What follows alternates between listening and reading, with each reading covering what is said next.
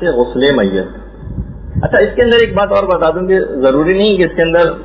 ہم اس طریقے سے کہانی کے انداز میں اس کو ایک آگے بڑھائیں. ہم اس کے ساتھ ساتھ مسائل فقہ بھی بیان کرتے چلیں گے. اور مسائل فقہ کی اب یہ خاص طور پہ دفن کے وقت تک اتنی زیادہ اہمیت آپ کے سامنے آئے گی کہ امام خمینی کا ایک جملہ جو بھی مجھے آگے چل کر پیش کرنا تھا لیکن میں ابھی پیش کر رہا ہوں آپ کے سامنے کہ اگر کسی شخص کا غسل اور کفن اور دفن ٹھیک ہو جائے تو اب امید قوی پیدا ہو چلے گی کہ اس کے آئندہ کے مراحل بھی باحسن و خوبی طے ہو جائیں گے. یہ اتنا ایک اہم مسئلہ ہے, اس وجہ سے ہم اس کے مسائل تک بھی ساتھ ساتھ بیان کرتے چلیں گے. غسل میت. اچھا سب سے پہلی چیز یہ کہ آخر میت کو غسل دینا کیوں ضروری ہے. اس کے سلسلے میں کئی روایات بیان کی گئی ہیں. ایک تو ہمارے آخری امام علی رضا علیہ الصلوۃ والسلام ہی کی روایت ہے.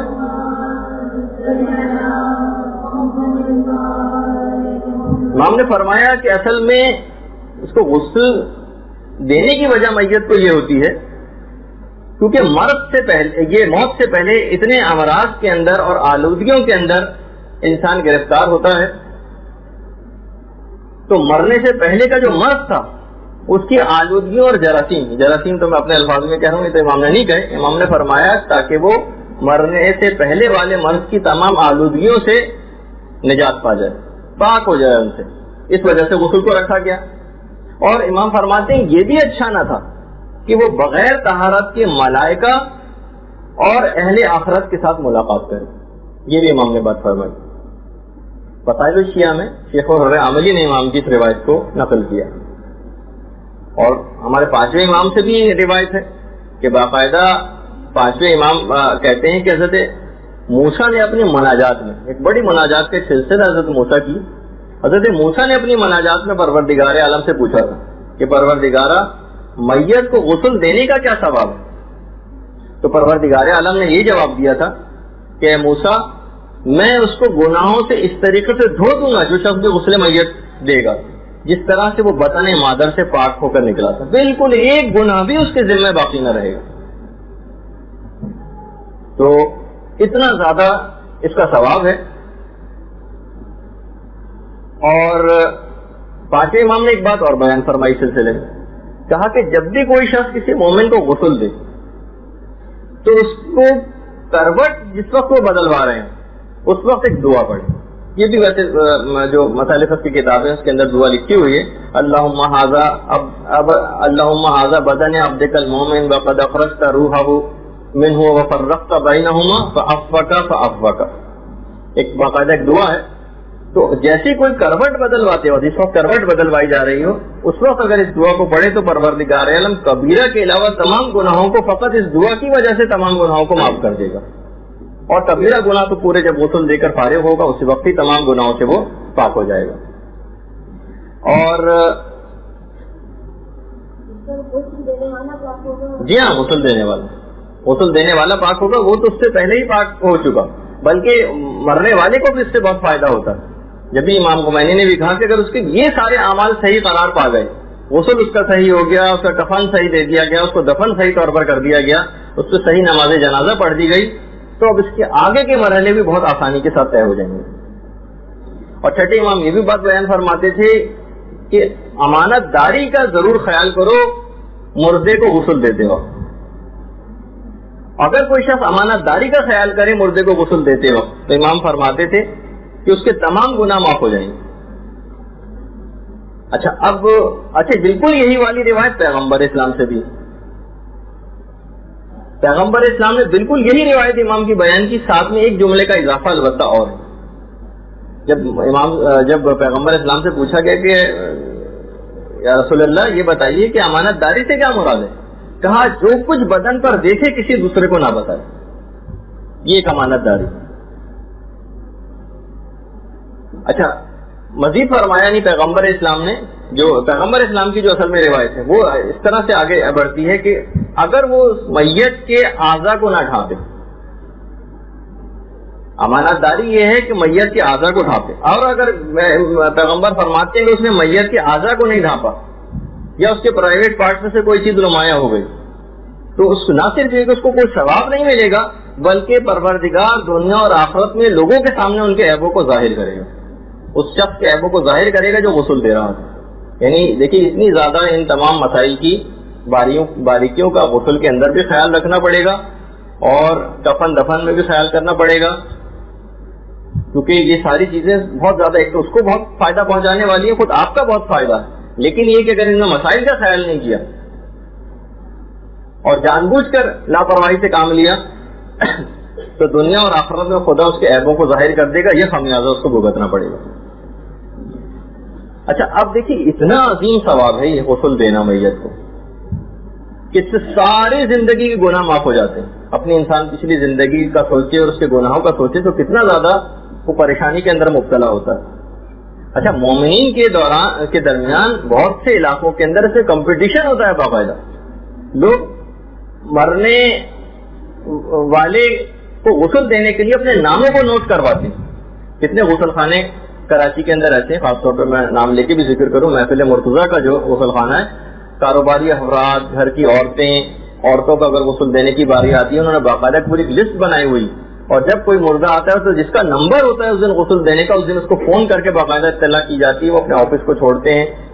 اپنے گھروں کو عورتیں چھوڑتی ہیں اور آتی ہیں اور غسل کو انجام دیتی ہیں. باقاعدہ نمبر لگتا ہے, یعنی اتنا عظیم ثواب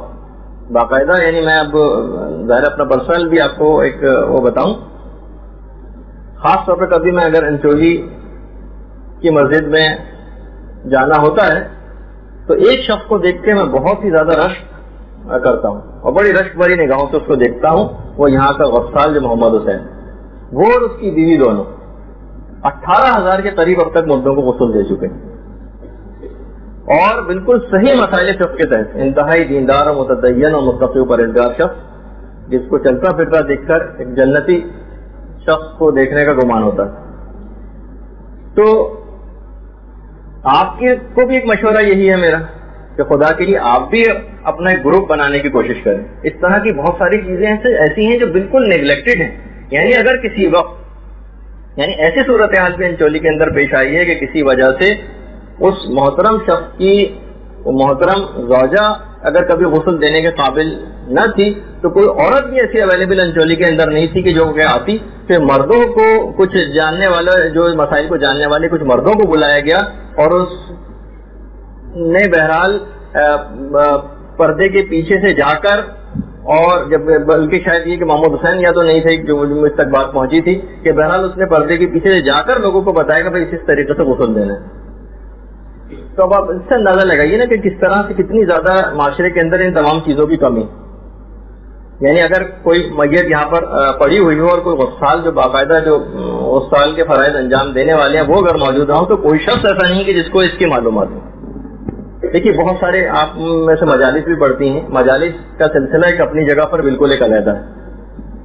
اور میں اصل میں تبلیغ اسی کو ہی سمجھتا ہوں. ذاتی طور پر میرا یہ کہ جو پورے سال بھی تبلیغ کرے اور مجالس کا جب سلسلہ آئے ایام محرم اس کے اندر بھی تبلیغ کو جاری رکھے.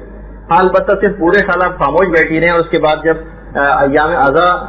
آ جائیں تو اس کے اندر بہرحال ایک گلیمر ہوتا ہے. ظاہر ہے کہ مردوں کو غسل دینے کے اندر تو کوئی گلیمر نہیں ہے, نہ آپ کا کوئی نام ہوتا ہے, کتنی زیادہ اس کی خدمات ہیں, لیکن آج تک بلکہ کسی نے اس کی تعریف اس کے ایک دفعہ منہ پر کی تھی محمد حسین کے, تو اس نے کہا کہ میں پہلی دفعہ اس قسم کے الفاظ کسی کے منہ سے سن رہا ہوں. یہ الفاظ میں نے پہلی دفعہ کسی کے منہ سے سن رہا ہوں اپنی تعریف کے لیے. یعنی لوگ اس چیز کو کوئی کام ہی نہیں سمجھتے. یعنی اتنی بڑی خدمت ہے. آپ میں سے بھی اگر کوئی اپنا گروپ بنائے اور باقاعدہ ہم نے اگلی کلاس جو آپ کی ہوگی, آج تو ہماری کوشش کریں گے ہم اپنے یہ جو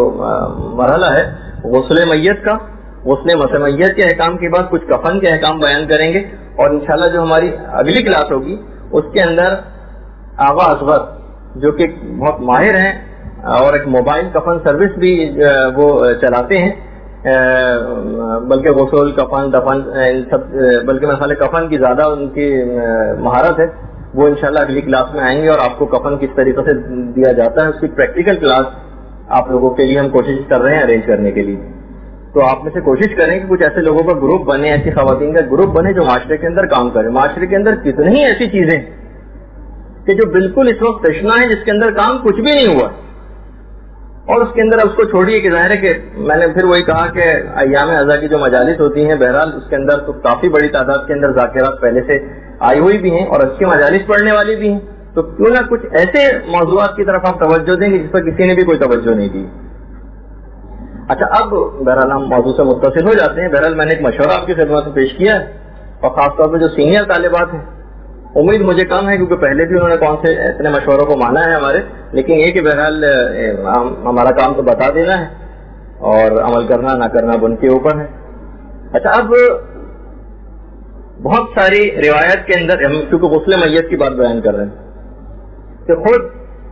جب شہزادی کونین کی شہادت واقع ہوئی تھی اور مولا نے ان کو جو غسل دیا تھا, تو اس غسل کو دینے کے بعد بہرحال ایک عجیب ہنگامہ تھا کچھ لوگوں نے مچایا اور کہا کہ اہلی آپ نے بغیر بتائے ہم سے سارے کام انجام دے لیے ہیں, اور یہی طریقہ کار آپ نے پیغمبر اسلام کے جب غسل ہو رہا تھا اس وقت بھی آپ نے یہی طریقہ کار کیا کہ ہم کو اطلاع نہیں دی تھی اور خود ہی آپ نے سارے کام انجام دے لیے تھے. امام مولا کائنات نے یہ بات جملہ ارشاد فرمایا کہ پیغمبر اسلام اصل میں وصیت کر کے گئے تھے کہ کوئی شخص بھی سوائے میرے ابن ام کے یعنی میرے چچا زاد بھائی علی کے کوئی میرے جسم کے اوپر مطلع نہ ہو, اور میں نے ملائکہ کے ساتھ اس غسل کو انجام دیا. اس وقت جب پیغمبر اسلام کو غسل دیا جا رہا تھا تو اس وقت پیغمبر اسلام کو غسل دیتے وقت مولا موجود تھے, ملائکہ آسمانی موجود تھے, اور اس کے بعد اس کے علاوہ پیغمبر کے ایک اور صحابی تھے جن کا نام تھا فضل ابن عباس. یہ آنکھوں پہ پٹی باندھے ہوئے تھے فضل اور پانی ڈال رہے تھے. مولا فرماتے ہیں کہ جب میں نے پیغمبر اسلام کی قمیص کو اتارنا چاہا غسل دینے کے لیے تو کئی بار مجھے مسلسل اس بات کی آواز آتی رہی کہ آپ پیغمبر اسلام کی قمیص کو نہ اتاریں. کہیں سے ایک آواز آتی تھی جس کو میں دیکھ نہیں پاتا تھا, مولا یہ فرماتے ہیں. پھر میں نے قمیص کے اندر ہاتھ ڈال کر ہی غسل کو انجام دیا. علل الشرائع کے اندر شیخ صدوق نے اس روایت کو لکھا. اچھا اب دوران غسل جس وقت بھی غسل دیا جا رہا ہو, چند ایک چھوٹے چھوٹے بس میں فقہی مسائل بیان کر رہا ہوں, لیکن آپ کو اصل میں جب پریکٹیکلی اس کو کرنے کی ضرورت پیش آئے اور آپ باقاعدہ وہاں جا کر سیکھ بھی سکتی ہیں, بلکہ آپ جا کر ان کی خاتون معظمہ ان سے ملاقات بھی کر سکتی ہیں کہ جب کبھی ایسا موقع پیش آ جائے تو آپ خود ذرا ٹو میں رہیں کہ کب کوئی ایسی عورتوں کی کوئی میت وہاں پر آتی ہے کسی عورت کی, تو آپ وہاں پہ پہنچ جائیں, غسل کو سیکھیں گے کس طریقے سے غسل دیا جاتا ہے. اس کا اتنا زیادہ ثواب ہے کہ باقاعدہ جو اس کے ثواب سے واقف ہیں وہ لائن میں نمبر نوٹ کرواتے ہیں اور اس دن کا انتظار کرتے ہیں کہ جب انہیں عظیم ثواب کو حاصل کرنے کے لیے جانا ہوتا ہے. تو اچھا جب سے غسل دیا جا رہا ہو اور جس کا عام طور پر خیال رکھا بھی جاتا ہے, بہتر یہ ہے کہ میت قبلہ رخ. اچھا میت کو غسل دینے سے پہلے وضو کرانا واجب نہیں ہے, البتہ مستحب یہ ہے کہ بہرحال میت کو ایک وضو کروا دیا جائے اور اس کے بعد غسل کروایا جائے, یعنی وضو کو غسل کے اوپر بہرحال مقدم رکھنا یہ مستحب ہے. اگر کسی نے کسی میت کو غسل دیے بغیر دفن کر دیا یا مثلا غلط غسل دے دیا, ایسے غسل دینے والے اور علاقوں کے اندر موجود ہیں کہ جب اطلاع ملتی ہے تو واقعی سر پیٹنے کو دل چاہتا ہے. یعنی بالکل مسائل سے ناواقف شخص, نہ وہ تقلید کو جانتے ہیں نہ کسی مسائل کو جانتے ہیں, بس ایسے ہی جو انہوں نے ادھر ادھر دیکھا ہے تھوڑا پانی وانی ڈالنا, بس وہ اس سے صرف واقف ہے. اتنا اہم مسئلہ ہے کہ اگر کسی کو غلط غسل دے دیا گیا اور آپ کو یقینی طریقے سے اس بات کی اطلاع مل گئی کہ غسل غلط دیا گیا, تو اگر میت کو دفن بھی کر دیا گیا ہو تو واجب ہے کہ دوبارہ قبر کو کھودا جائے, میت کو واپس باہر نکالا جائے, دوبارہ صحیح غسل دیا جائے, اس کے بعد غسل دے کے دفن کیا جائے. البتہ اس میں کچھ مسائل اور بھی ہیں, مثلا اتنا وقت گزر جائے یا بہت زیادہ میت کی توہین ہو رہی ہو یا اس طرح کا, تو پھر بعض اوقات اس میں کچھ وہ مل جاتی ہے ریلیکسیشن. تو بہرحال لیکن اس کے اندر بات یہ, اور دوسرا اہم ترین مسئلہ ہے وہ ہے میت کے غسل کی اجرت نہ لینے کا مسئلہ. بلکہ اجرت تو میت کے غسل کی نہیں لی جا سکتی. ہاں مثلا کوئی شخص ویسے ہی غسال کو کچھ اپنی طرف سے نہ کوئی بات طے ہوئی ہے نہ کچھ ہے, وہ کچھ ویسے ہی اس کو پیسے دینا چاہے, ہدیہ دینا چاہے, تو اس میں کوئی حرج نہیں. یا اگر کوئی باقاعدہ اس کو طے ہی کرنا چاہے تو بہرحال میت کے غسل کی تو اجرت نہیں لی جا سکتی, وہ تو حرام ہے. اگر کسی نے غسل میت کی باقاعدہ اجرت لی ہے تو وہ غسل بھی باطل ہو جاتا ہے, کیونکہ اس میں قصد قربت ضروری, یعنی ایک حکم خدا کی بجاوری کی خاص نیت. اس میں البتہ جو شخص بھی غسال ہے, غسال, وہ صابن لگانے کی میت کو اعضا کو صابن سے دھونے کی اجرت لے سکتا ہے, یا مثلا اعضا وضو, یہ جو اعضا ہیں اس کے جسم کے غسل دینے کے بعد ان کو ایک پاک کپڑے سے خشک کرنے کی اجرت لے سکتا ہے, یا مثلا اس کے جوڑوں اور انگلیوں کو نرم وغیرہ کرنے کی اجرت لے سکتا ہے. یہ ایک بہرحال اس کے اندر ایک مسئلہ ہے. عام طور پر جو میت کے غسل کے احکام ہیں ان کے اندر بھی چیز لکھی ہوئی ہوتی ہے. اچھا اگر میت کے اوپر کئی غسل واجب ہوں, یہ جب آپ کبھی ایسا دینا شروع کریں گی تو اس وقت آپ کے سامنے بہت سارے اس طرح کے کیسز آئیں گے, اور بعض اوقات ایسا کوئی بہت سے حالات میں ہو سکتا ہے کہ ایسا عالم بھی اویلیبل نہ ہو جو ان چیزوں کا جواب دے سکے, تو کچھ نہ کچھ معلومات اس میں وسیع کر کے اس میدان میں ہے. اگر میت پر کئی غسل واجب ہوں, مثلا میت جو ہے وہ نجاست کے عالم میں ہو, حیض وغیرہ کے عالم میں, اور اس کا انتقال ہو گیا ہو, یا میت کے اوپر مثلا نفاس کا غسل واجب ہو, تو بہرحال کئی بھی اگر غسل ہیں تو ایک فقط غسل میت کو دینے سے ہی سارے غسل اتر جاتے ہیں, الگ الگ اس میں غسل دینے کی ضرورت نہیں ہوتی. ہاں البتہ دوران غسل یہ اکثر مسئلہ پیش آ جاتا ہے کہ اگر کوئی بیرونی نجاست میت کے جسم کے اوپر سے نظر آئے, آپ کو بیرونی طور پر کوئی نجاست لگی ہوئی ہے, ایک میت کے جسم سے کوئی نجاست بعض اوقات نکل آتی ہے, تو بہرحال غسل کے اعادے کی تو ضرورت نہیں, یعنی آپ یہ نہیں کریں گے کہ غسل دوبارہ دو, نہیں, غسل کے اعادہ کرنے کی ضرورت نہیں ہے. البتہ صرف اس جگہ کو پاک کر دیا جائے گا کہ جس جگہ کو نجاست لگی ہوئی. ہاں البتہ علماء نے کہا وہ بھی بہتر قرار دیا ہے, واجب تو نہیں کہ اگر میت کا اپنا ہی پیشاب پخانہ جسم سے باہر نکلا ہے, خود میت کا اپنا, تو جسم کو صاف کرنے کے ساتھ ساتھ پاک کرنے کے ساتھ ساتھ اگر اس کو ایک دوبارہ غسل کا اعادہ کر لیا جائے تو بہت بہتر ہے. البتہ واجب تو پھر بھی نہیں ہے, یہ ایک خاص طور پر بات ہے. اور یہ جو ازالہ خبث جس کو کہا جاتا ہے, یعنی میت کے جسم پر کوئی ظاہری نجاست لگ جائے, بعض اوقات ہوتا ہے کہ اس طرح کے میتوں کا بہت زیادہ دیکھنے میں آتا ہے کہ مثلا میت کو قبر کے اندر لٹا بھی دیا ہے اور اس کے بعد ہمیں اس کے کفن کے اوپر جسم کی کوئی نجاست لگی نظر آ رہی ہے, چاہے وہ میت قبر کے اندر ہی کیوں نہ رکھ دی گئی, تب بھی اس کے احکام بھی ہیں کہ اس کو یا تو پاک کیا جائے, یا پاک کرنا بھی اگر ممکن نہیں ہے تو بعض حالات میں اس کپڑے کو کاٹنا ضروری ہو جاتا ہے, وہ جو نجیس جگہ ہے. تو بہرحال اس کے ایک کیونکہ ذرا تفصیلی مسائل ہیں, لیکن آپ کے دماغ میں کیونکہ دفن کی حد تک کا مرحلہ عام طور پر عورتوں کو نہیں انجام دینا ہوتا, غسل کے اندر خاص طور پر ایک چیز پیش آ سکتی ہے. اچھا, 8ویں امام نے ایک اور بھی وجہ غسل میت کو انجام دینے کی یہ بات بتائی تھی کہ جس وقت میت اصل میں نجیس اس وجہ سے ہو جاتی ہے, امام فرماتے ہیں کہ وہ نطفہ کے جس سے میت پیدا ہوئی تھی وہ جب جسم سے نکلتا ہے تو اس کی وجہ سے پھر اس کو غسل دینا واجب ہو جاتا ہے, جب ہی اس کو کہا جاتا ہے کہ غسل جنابت کی طرح کا اس کو غسل دینا ہوتا ہے میت کو. تو بہرحال اچھا ایک مسئلہ اور بھی اس کے دوران پیش آ سکتا ہے, ابھی ہم تھوڑے سے اس کے فقہی مسائل بیان کر رہے ہیں غسل میت کے, کہ اگر میت کو جس وقت غسل دیا جا رہا اس وقت اگر اس کے جسم کی کوئی جلد الگ ہو جائے, اس کے کچھ بال ٹوٹ جائیں, اس کا کوئی دانت الگ ہو جائے یا ناخن الگ ہو جائے, تو اس کو کفن میں رکھ کر میت کے ساتھ ہی دفن کر دیا جائے. اس کو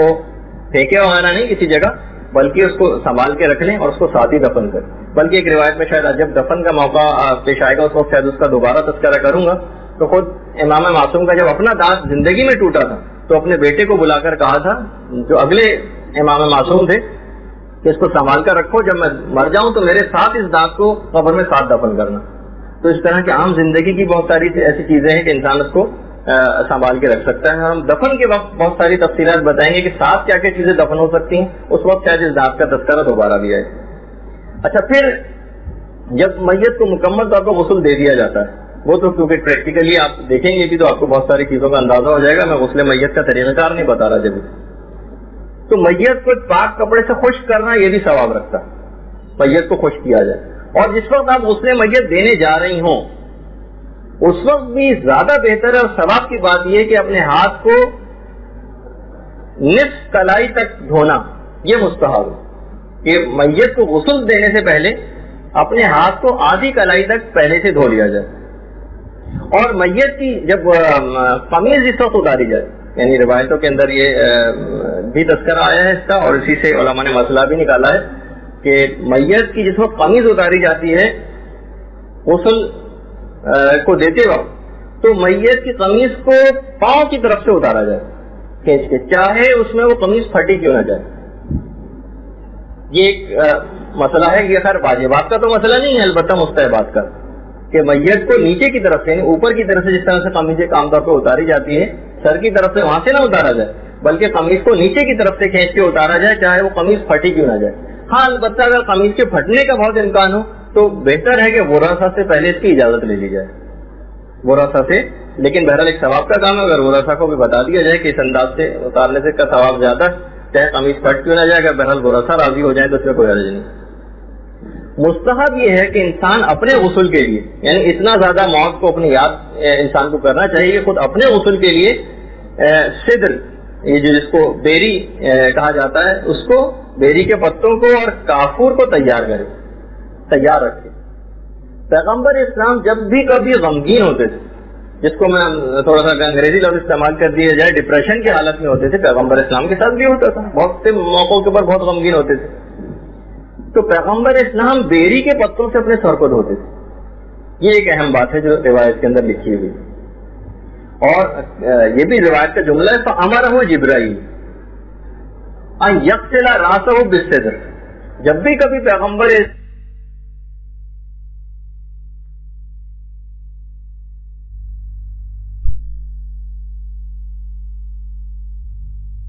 پتوں سے آپ اپنے سر کو دھو لیں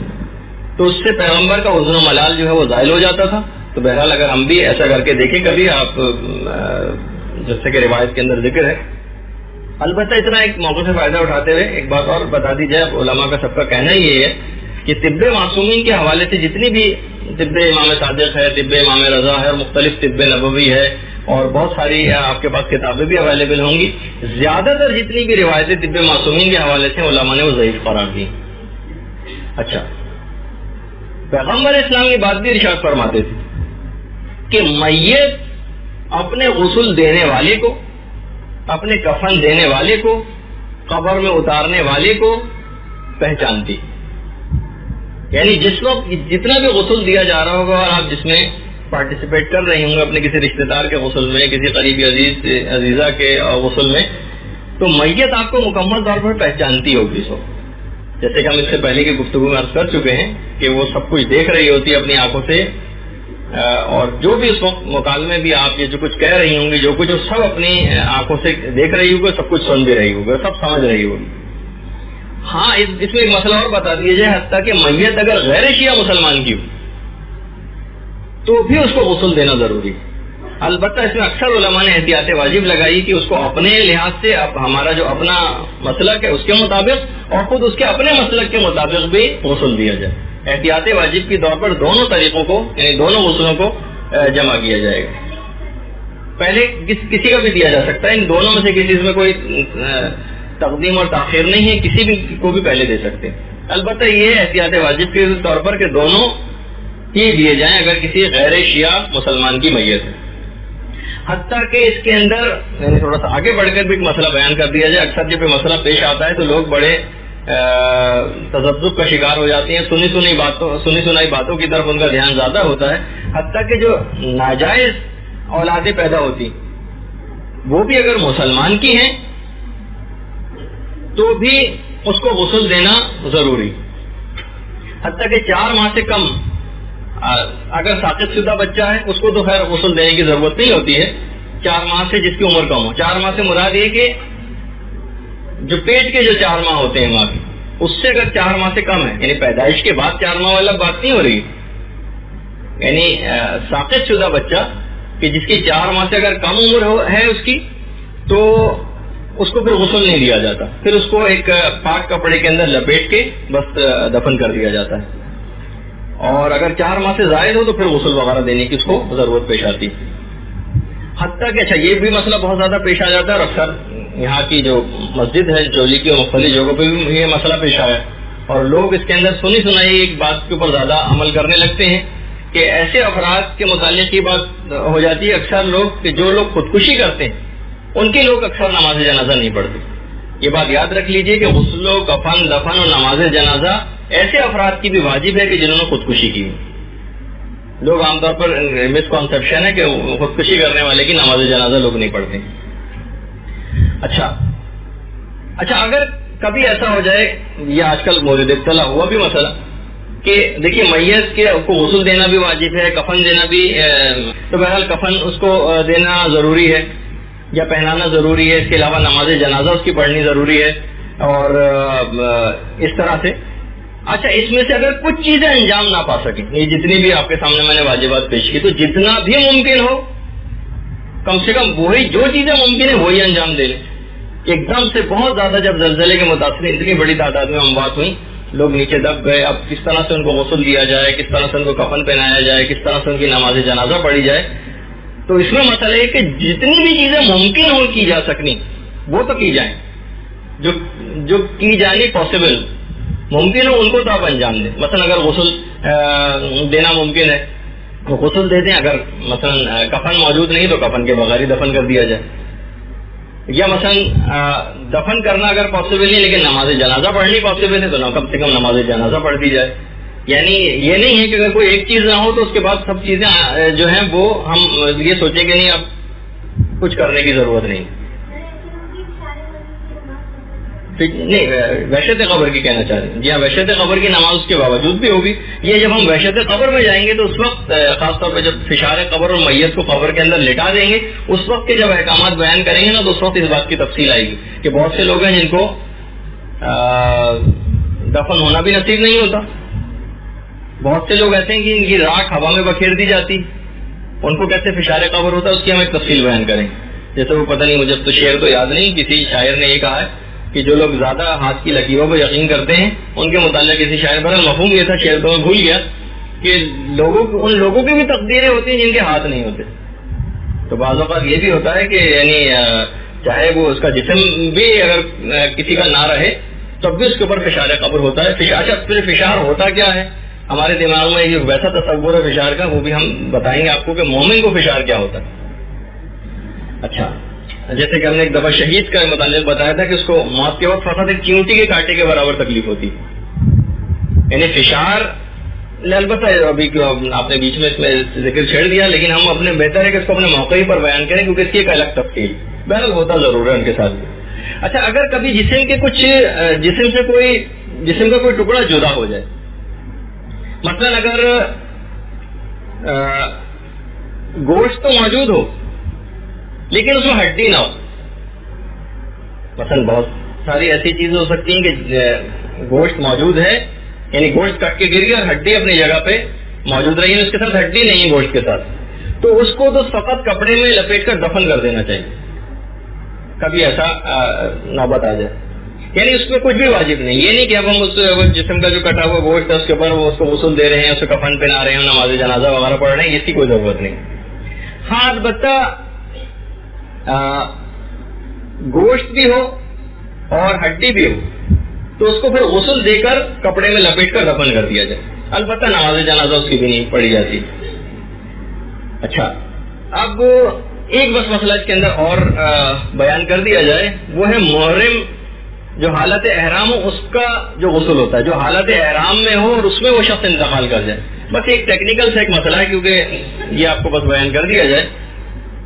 کہ جو بھی محرم ہوتا ہے اس کے لیے حالت احرام میں خوشبو کا استعمال حرام ہو جاتا ہے. اتنا اہم مسئلہ ہے خوشبو کے استعمال کے حرام ہونے کا کہ اگر کوئی شخص مر بھی جائے تو مرنے کے بعد بھی اس کے ساتھ خوشبو کا استعمال نہیں ہو سکتا. تو اس کو ایک تو